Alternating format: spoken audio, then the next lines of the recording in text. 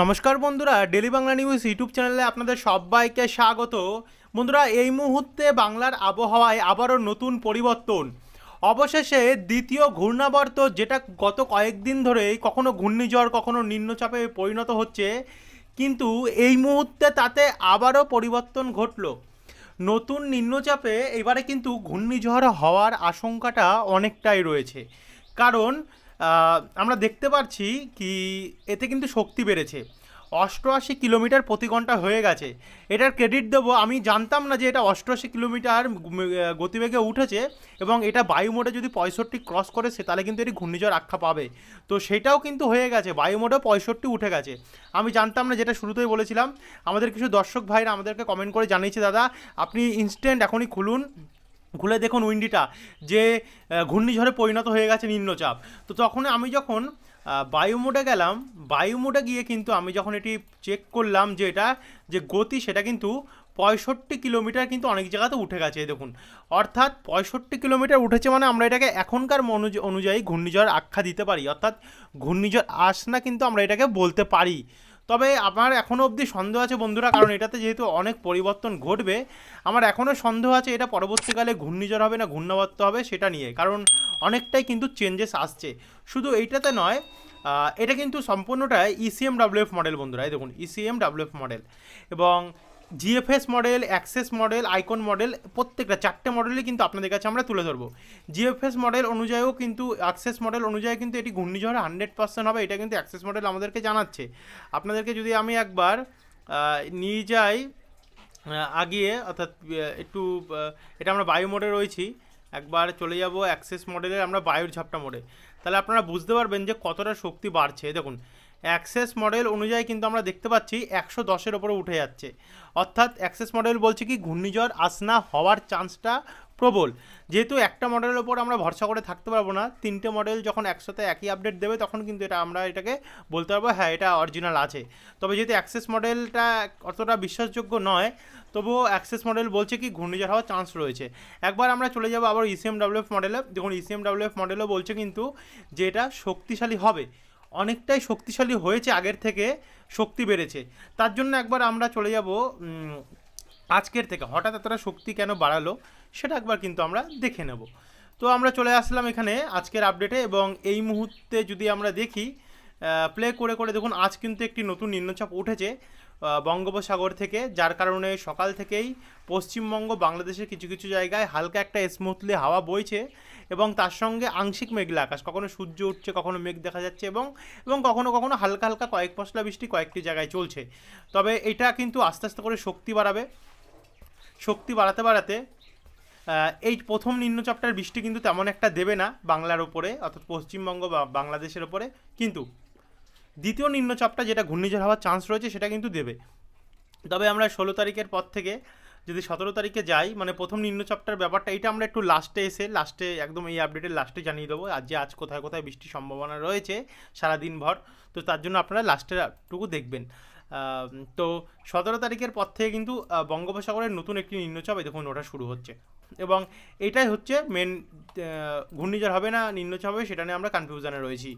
তবে 18 তারিখের ভোর 5টার মধ্যে কিন্তু বন্ধুরা এটার যে গতি বা শক্তি সেটা 70 কিলোমিটারের ওপরে থাকতে পারে, এবং 18 তারিখের থেকে আস্তে আস্তে যেতে যেতে যখন আমরা 19 তারিখ অর্থাৎ শুক্রবারে প্রবেশ করছি, দেখুন কখনো শক্তি বাড়ছে কখনো কমছে 18 তারিখের মধ্যে।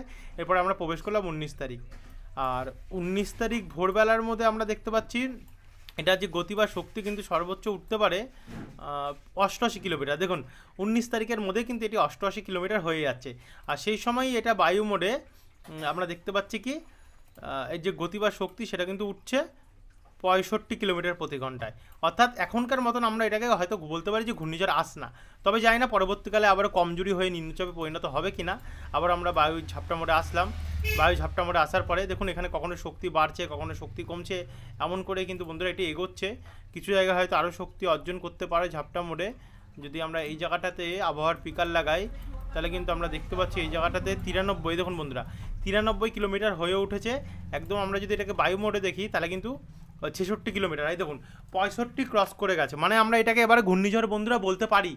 65 ক্রস করে 66-তে পৌঁছে গেছে 66 কিলোমিটার পার আওয়ারে, অর্থাৎ এটা ঘূর্ণিঝড় এবারে আমরা বলতে পারি, যেহেতু 1 কিলোমিটার আরও উপরে উঠে গেছে গিয়ে। তো আসছে অবশেষে ঘূর্ণিঝড় আসনা।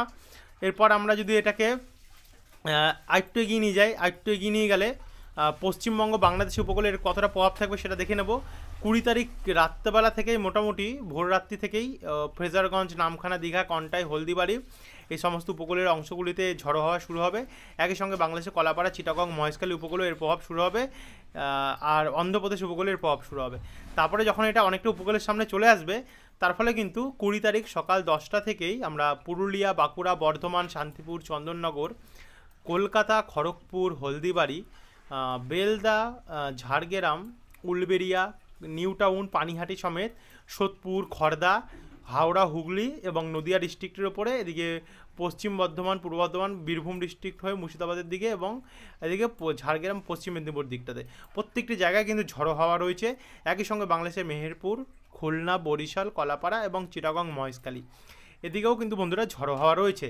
তো তারপর আমরা 20 তারিখের পর যদি 21 তারিখ অর্থাৎ রোববার যাই, তাহলে দেখুন রোববার রাত্রেবেলা একটু কমলেও রোববার 21 তারিখে কিন্তু আবারও ভোর রাত্রি থেকে এর যে প্রভাব সেটা চালু হবে। সকালবেলার পর থেকে আবারও ঝড়ো হওয়ার ইনিংস পশ্চিমবঙ্গ বাংলাদেশে চালু হবে 21 তারিখে। এরপর আমরা সোমবার 22 তারিখ দেখব। 22 তারিখে গেলে এই যে ঘূর্ণাবর্ত সেটা কিন্তু সরাসরি পশ্চিমবঙ্গ বাংলাদেশের ওপর থেকে প্রভাব থাকবে, অর্থাৎ টানা প্রভাব থাকবে।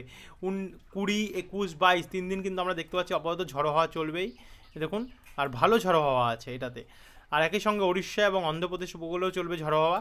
এরপর আমরা যদি 23 তারিখটা দেখি, 23 তারিখেও কিন্তু আমরা লক্ষ্য করতে পারছি কি এটার যে ঝড়ো হওয়া সেটা কিন্তু ভালোই রয়েছে। এরপর যদি বুধবার 24 তারিখ দেখি, দেখুন 24 তারিখেও বন্ধুরা সেম কন্ডিশান কিন্তু 24 তারিখেও বজিয়ে থাকবে, ঝড়ো হওয়া থাকবে, ভালোই থাকবে।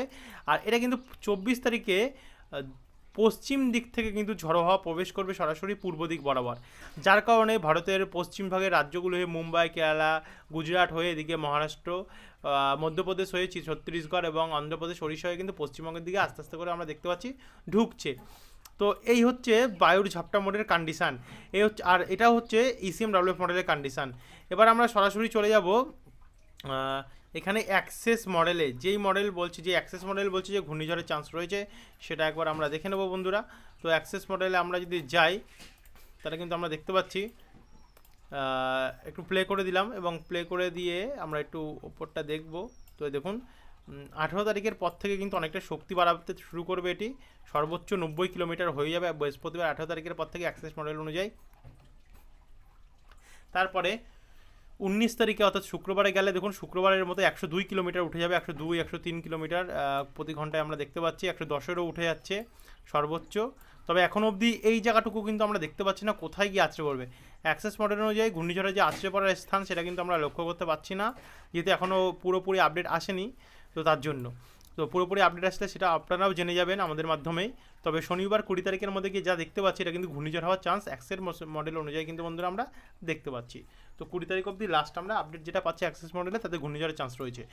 এরপর আমরা সরাসরি চলে যাব, দেখুন একবারে যদি আপনাদেরকে আমরা আইকন মডেলেও দেখাই, আইকন মডেলেও কিন্তু বন্ধুরা দেখুন 19 তারিখ অবধি লাস্ট আপডেট আমরা আইকন মডেলে পাচ্ছি, মানে আইকন মডেলে অত লাস্ট আপডেট দেয় না, অত দিন লম্বা আপডেট দেয় না। তবে 19 তারিখে বলা হচ্ছে আইকন মডেলে যে একটা কিছু সিস্টেম বঙ্গোপসাগরে তৈরি হচ্ছে, তবে এটা ঘূর্ণিঝড় না নিম্নচাপ সেটা কিন্তু এখন অবধি আইকন মডেলও আমাদেরকে জানাতে পারছে না। এবারে দেখে নেব সর্বলাস্ট GFS মডেল, যেটা অনেকে ওয়েট করছেন। দেখুন GFS মডেল অনুযায়ী কিন্তু বলা হচ্ছে এটি কোনো ঘূর্ণিঝড় হবে না, সরাসরি নিম্নচাপ হয়েই পশ্চিমবঙ্গ বাংলাদেশ উপকূলে আছড়ে পড়ার যে চান্স সেটা প্রচণ্ড রয়েছে, অর্থাৎ GFS মডেল অনুযায়ী এটা ঘূর্ণিঝড় হবে না, নিম্নচাপ হবে। দেখা যাক কোন মডেলটা এখন অ্যাকুরেটলি হয়। এবার আমরা সরাসরি চলে যাব বজ্রবিদ্যুৎ মোডে, দেখে নেব ECMWF মডেলের বজ্রবিদ্যুৎ মোড অনুযায়ী কোথায় কোথায় কতটা বৃষ্টি আজ থাকবে। তো দেখুন আজ কিন্তু পশ্চিমবঙ্গ বাংলাদেশে বিভিন্ন জায়গায় জায়গায় কয়েকটি জায়গাতে হালকা থেকে ঝিরিঝিরি বৃষ্টি চলবে, আর যেমন মেঘলা আকাশ আছে তেমনটাই থাকবে। তবে তেমন একটা ভারী বৃষ্টির সম্ভাবনা কিন্তু আজ আমরা দেখতে পাচ্ছি না। যেমন আরামবাগ, চন্দননগর এদিকে একটু বৃষ্টির পরিমাণ বেশি থাকবে, বাদবাকি জায়গায় হালকা থেকে মাঝারি বৃষ্টি আর সারাদিন কোথাও না কোথাও চলবে। তো বাদবাকি এরপর যদি আমরা মঙ্গলবার 16 তারিখ যাই, 16 তারিখেও দেখুন বন্ধুরা হালকা থেকে ঝিরিঝিরি বৃষ্টির প্রভাব দেখা যাচ্ছে। বৃহস্পতিবার 17 তারিখও হালকা থেকে ঝিরিঝিরি বৃষ্টি, কারণ প্রথম নিম্নচাপটা আপনাদেরকে গতকালই বলেছিলাম অতটা শক্তি বাড়াতে পারেনি, যার কারণে এটি পশ্চিমবঙ্গের দক্ষিণ জেলাগুলিতে অত প্রভাব খাটাতে পারবে না, শুধু উত্তরের জেলাগুলিতে ভারী বৃষ্টি হবে। জানি না দক্ষিণের জেলা কী পাপ করেছে, তার জন্য হয়তো গাছ সংখ্যা কম আছে, তার জন্য হয়তো বৃষ্টির সম্ভাবনা অতটা দেখা যাচ্ছে না পলিউশন এবং দূষণের ফলে। তো এখানে 18 তারিখের পর থেকে যে নিম্নচাপটি সৃষ্টি হচ্ছে সেটা কিন্তু বেশ শক্তি বাড়াবে। এরপরে আমরা যদি 20 তারিখে দেখি শনিবারের মধ্যে আমরা দেখতে পাচ্ছি বন্ধুরা ভারী বৃষ্টি কিছু কিছু জায়গায় রয়েছে, এবং 21 তারিখের মধ্যে মাঝারি থেকে একটু ভারী বিক্ষিপ্ত পরিমাণে বৃষ্টি। 20 তারিখেও বন্ধুরা আমরা দেখতে পাচ্ছি বিক্ষিপ্ত পরিমাণে বৃষ্টি কিন্তু বন্ধুরা 20 তারিখেও চলবে। 22 তারিখেও সেম কন্ডিশান। 23 তারিখ মঙ্গলবারেও কিন্তু ভালোই বৃষ্টি রয়েছে, এবং 24 তারিখ বুধবারেও কিন্তু আমরা দেখতে পাচ্ছি যে বৃষ্টির সম্ভাবনা ভালোই রয়েছে, অর্থাৎ টানা এবারে বৃষ্টি চলবে। এখন দেখা যাক পরবর্তীকালে ঘূর্ণিঝড় হয় কিনা। তো এই ছিল বন্ধুরা এখনকার আপডেট, প্রত্যেকটা জিনিস আপনাদের কাছে আমরা তুলে ধরলাম। হয়তো বৃষ্টি মোডটা ভালোভাবে দেখাতে পারলাম না, এটা বিকালের আপডেটে দেখিয়ে দেবো। তো যারা এখনও অবধি সাবস্ক্রাইব করেনি সাবস্ক্রাইব করে রাখবেন প্রতিনিয়ত আপডেট পাওয়ার জন্য। ধন্যবাদ।